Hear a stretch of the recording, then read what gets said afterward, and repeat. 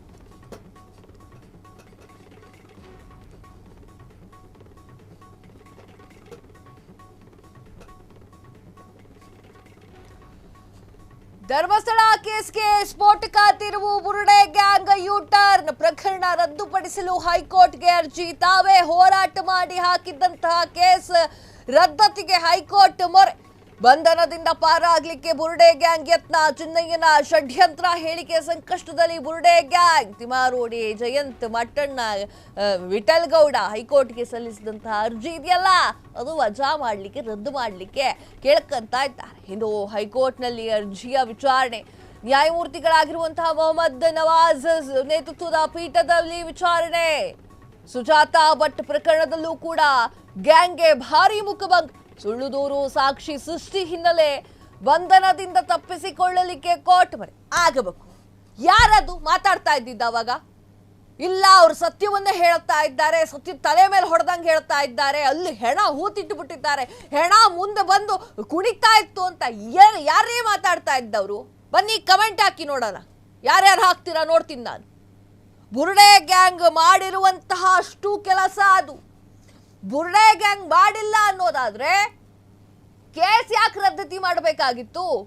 July 11ರಿಂದ SIT ತನಿಖಾ ತಂಡದ ಒಂದು ದಾರಿ ತಪ್ಪಿಸುವಂತಹ ಕೆಲಸವನ್ನ ಮಟ್ಟಣ್ಣ, ತಿಮಾರೋಡಿ, ಜಯಂತು, ಆಮೇಲೆ ವಿಠಲ್ ಗೌಡ ಮಾಡಿದ್ದಾರೆ. ಯಾರದು ಸುಜಾತಾ ಭಟ್ ಅಂತೆ, ಅನನ್ಯ ಭಟ್ ಅಂತೆ, ಕತೆಗಳ ಮೇಲೆ ಕತೆಗಳ ಬಿಟ್ಟು ನಮ್ಮ ತೆರಿಗೆ ಹಣವನ್ನು ಹಾಳು ಮಾಡಿದ್ದೀರಿ, ಅದಕ್ಕೆ ಆನ್ಸರ್ ಕೊಡಿ. ಎಷ್ಟು ತೆರಿಗೆ ಹಣ ಹೋಗಿದ್ಯೋ ಅಷ್ಟು ಕಕ್ಕಬೇಕು ನೀವು. ಹಿಂಗ್ ಮಾತಾಡ್ಬೇಕಾದ್ರೆ ಕೆಲವೊಂದಿಷ್ಟು ಜನ ಕಮೆಂಟ್ ಅಲ್ಲಿ ಹೇಳ್ತಾರೆ, ಅಮ್ಮ ಕಿರಿಚು, ಇದನ್ನ ಹೆಂಗೆ ಹೇಳಿ, ಕಿರಿಚದೆ ಈ ವಿಚಾರಗಳನ್ನ ಹೆಂಗೆ ಹೇಳಬೇಕ್ರಿ?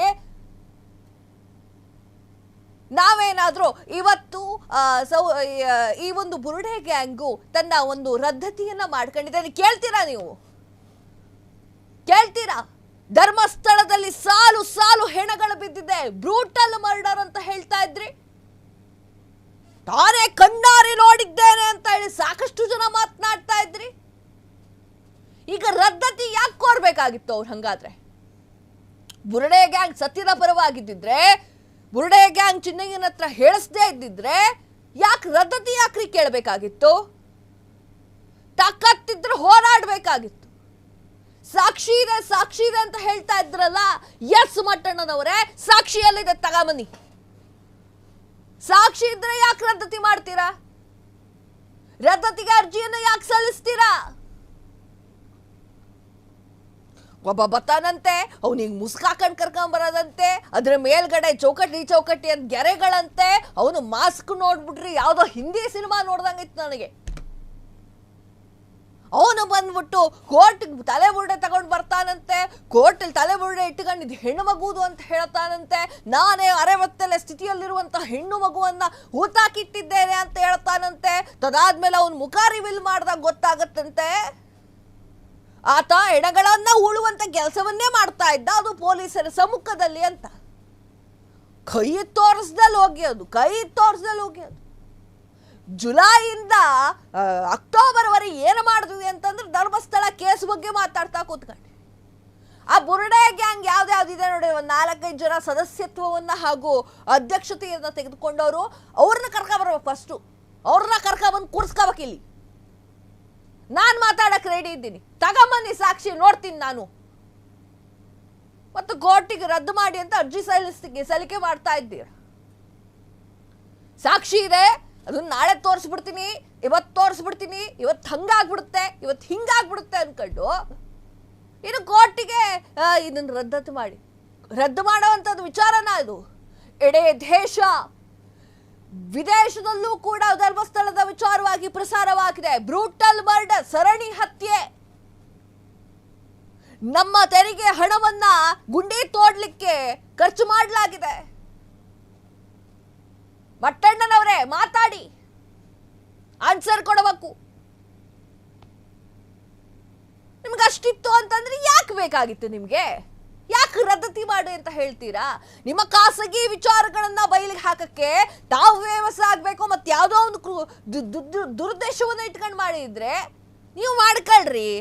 ನಾವು ತೆರಿಗೆ ಕಟ್ಟಿದೀವ್ರಿ, ತೆರಿಗೆ ಕಟ್ತೀವಿ ನಾವು ಸರ್ಕಾರಕ್ಕೆ. ಸುಮ್ ಬಂದು ಕೂತ್ಕೊಳ್ಳಲ್ಲ ಇಲ್ಲಿ. ಕ್ಷಣ ಕ್ಷಣದ ಸುದ್ದಿಗಳಿಗಾಗಿ ಫ್ರೀಡಂ ಟಿವಿ ಸಬ್ಸ್ಕ್ರೈಬ್ ಮಾಡಿ, ಲೈಕ್ ಮಾಡಿ ಹಾಗೂ ಫಾಲೋ ಮಾಡಿ. ಹೊಸ ಸುದ್ದಿಗಳ ನೋಟಿಫಿಕೇಶನ್ಗಾಗಿ ಬೆಲ್ ಐಕಾನ್ ಮೇಲೆ ಕ್ಲಿಕ್ ಮಾಡಿ.